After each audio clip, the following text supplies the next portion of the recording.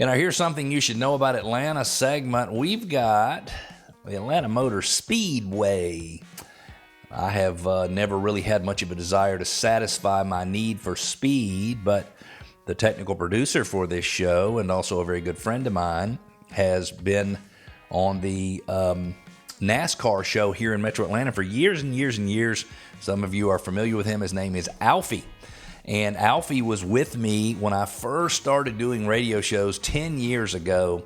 And he is a racing aficionado. Few who saw the Atlanta Motor Speedway at its very beginning would even recognize the track today. It's located just south of Atlanta, for those of you who do not know, on 850 acres in Hampton, Georgia, just south of the airport. But it's very different than the structure that was planned in 1958.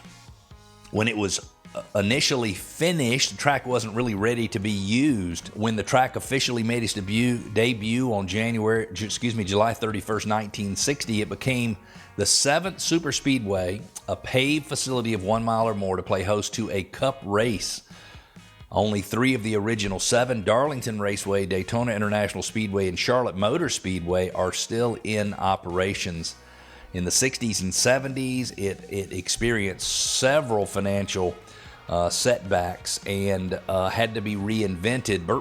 Bruton, B-R-U-T-O-N Smith, changed everything with the Atlanta Motor Speedway's history and future when he purchased the Atlanta International Raceway on October the 23rd, 1990, and renamed the facility the Atlanta Motor Speedway. A year later, they added the East Turn Grandstand, they expanded the seating capacity by 25,000, and they added 30 suites that rim the top, and they gave the meaning, or they redid the 30 suites and gave new meaning to the word luxurious.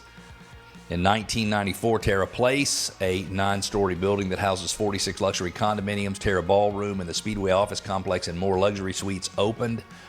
In October 2006, Atlanta Motor Speedway added another grandstand. The winner's now called Johnson Grandstand. And the Speedway continues to entertain fans with a host of events and all kinds of activities. In July of 2021, the next generation of the track, it was repaved. The banking was increased from 24 to 28 degrees. Track tours include a brief history of the track, a visit to Petty Garden, a tour of the Atlanta Motor Speedway suite, a sneak peek at the garages in Victory Lane, and 3 laps in the Speedway van around the same 1.5 mile track that the Stars race on.